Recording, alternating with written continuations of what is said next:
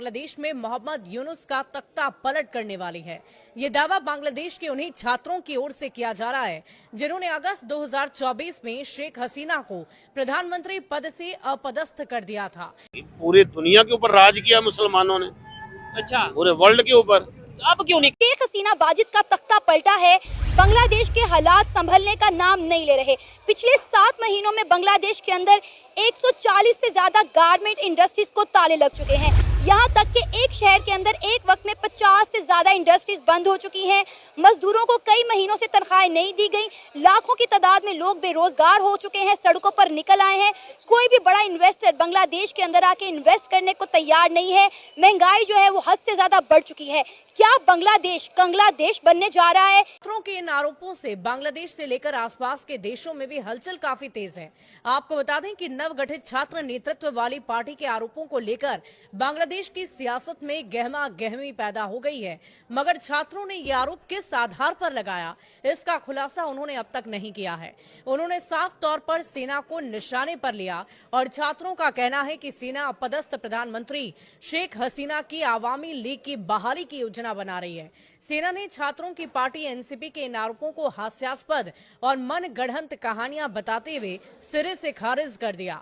आपको बता दें कि नेशनल सिटीजन पार्टी ने देश के प्रतिष्ठित ढाका विश्वविद्यालय परिसर में विरोध रैलियां की और पार्टी को पुनः स्थापित करने की सैन्य समर्थित साजिश को किसी भी कीमत पर विफल करने की कसम खाई।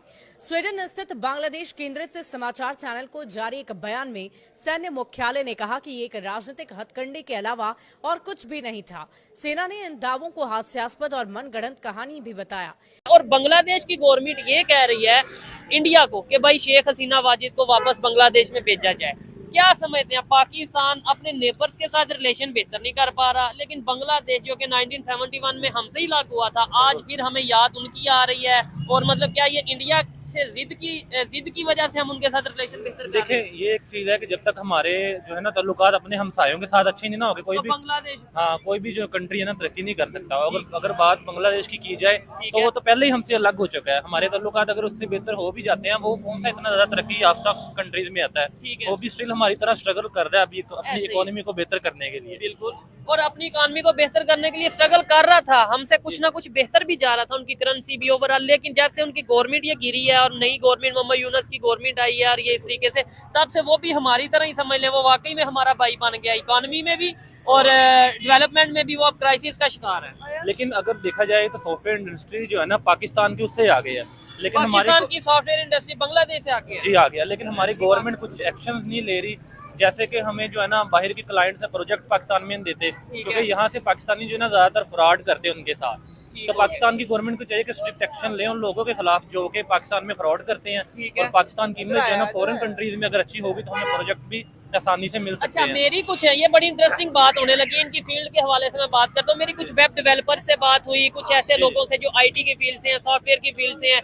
वो ये कहते हैं कि काम बहुत फॉरेन कंट्री से हमें बड़े प्रोजेक्ट मिलते हैं, लेकिन पाकिस्तान में ऐसा प्लेटफॉर्म ही नहीं है, कोई ऐसी सोर्स, कोई ऐसा ऐप ही नहीं है जिससे हम अपने पैसे ही कम से कम बाहर से मंगवा सकें। क्या पाकिस्तान में ऐसी ऐप्स हैं? जी, कम से कम अगर बात की जाए ना, पाकिस्तान में पेपाल तो लाजमी होना चाहिए इंटरनेशनल पेमेंट के लिए। अब पाकिस्तान में स्ट्राइप नहीं है, हमें किसी थर्ड बंदे की हेल्प चाहिए स्ट्राइप के लिए, जो कि एक पेमेंट मेथड है ना। पेपाल भी पाकिस्तान के अंदर नहीं है, तो हमारी जो पेमेंट रीजन क्या है? पेपाल या इस तरीके से क्यों नहीं मतलब पाकिस्तान में अपनी सर्विसेज दे रहे? जो मेजर रीजन अभी तक निकल के सामने आई है ना, वो यही है कि पाकिस्तान में फ्रॉड बहुत ज्यादा कर रहे हैं लोग। देश में सबसे पहले उनकी जो पॉलिटिकल इंस्टेबिलिटी हुई, वहाँ पे पॉलिटिकल इंस्टेबिलिटी की वजह से उसका जो टक्का है वो पास 13 ईयर का सबसे डिफ्लेशन हुआ है।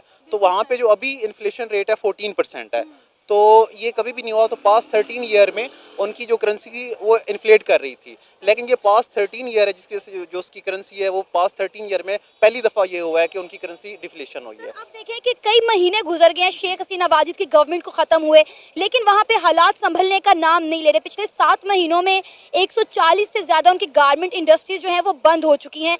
लाखों लोग बेरोजगार हो चुके हैं। महीनों से जो है वहाँ के मजदूरों को सैलरियाँ नहीं मिली हैं। ये लोग तो इनकलाब चाह रहे थे, लेकिन क्या ऐसा इनकलाब चाह रहे थे ये? असल में देखिए, जब हम इनकलाब की बात करते हैं तो ये एक बहुत बड़ा ब्रॉडर कंसेप्ट है, ठीक है। असल में इशू ये होता है कि अब देखें, जब तक उसको इंटरनेशनल एस्टेब्लिशमेंट की तरफ से बैकअप था तो हम देख रहे थे उनके कोई फॉरेन रिजर्व के ऊपर भी कोई इशू नहीं था, टेक्सटाइल इंडस्ट्री, हालांकि पाकिस्तान से आपने देखा होगा कि पाकिस्तान की टेक्सटाइल इंडस्ट्री वहाँ शिफ्ट हो रही थी, और ये अभी नहीं शिफ्ट हुई है, शुरू से 70s के बाद जब का प्राइवेटाइजेशन जब का हुआ है तो पाकिस्तान की टोटल जो टेक्सटाइल इंडस्ट्री थी वहाँ शिफ्ट हो गई है।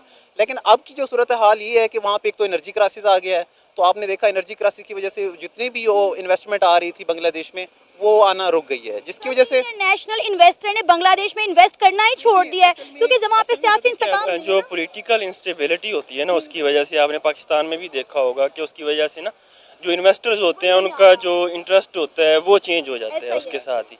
तो उधर भी इसी तरह यही है कि पॉलिटिकल इंस्टेबिलिटी की वजह से उनकी जो एनर्जी प्राइसेस थी ना वो भी थोड़ी हाइक कर गई हैं, इस वजह से इंडस्ट्री जो है वो बाहर शिफ्ट हो रही है। तो अभी इंशाल्लाह होप यही कर सकते हैं, उम्मीद है कि इंशाल्लाह नेक्स्ट जो फ्यूचर में ना वो पॉलिटिकल इंस्टेबिलिटी के साथ साथ, क्योंकि अभी उनके इलेक्शन होने जा रहे हैं। सर वही तो मैं कह रही हूँ कि मोहम्मद यूनुस अभी तक इलेक्शन करवाने में नाकाम रहे हैं, इतनी बार डेट्स दी गई हैं लेकिन उसके बावजूद भी अभी तक बांग्लादेश के अंदर जो है इलेक्शन ही नहीं हो पा रहे। असल में देखिए इशू ये है कि हम भी बड़े खुश हो रहे थे कि शेख वसीना हाजिद एज कम्पेयर टू जो उसके पाकिस्तान के साथ रिलेशन थे वो इतने कोई ख़ास अच्छे नहीं थे, तो हम भी यही समझ रहे थे कि यूनुस आ रहा है, अवार्ड याफ्ता है, फलां है, तो वो भी आगे कुछ अच्छे मयज़ लेगा।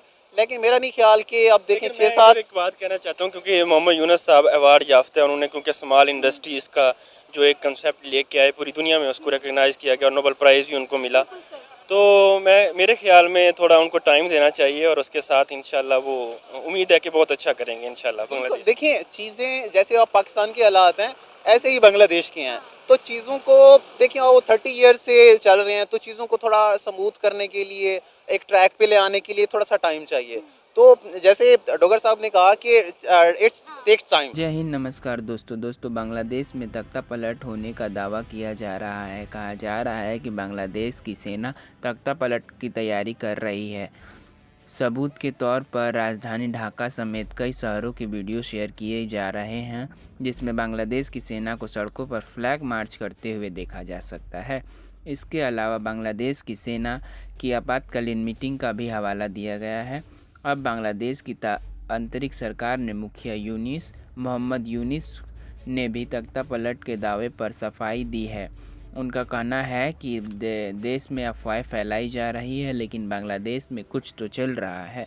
रिपोर्ट्स के अनुसार माने तो बांग्लादेश की सेना के प्रमुख वकार उज्र जमा ने समेत सोमवार को एक बैठक बुलाई जिसमें 5 लेफ्टिनेंट जनरल, 8 मैनेजर जनरल, स्वतंत्र ब्रिगेड के कमांडिंग ऑफिसर और सेना मुख्यालय के अधिकारियों सहित शीर्ष सेना अधिकारियों ने भी भाग लिया। रिपोर्ट्स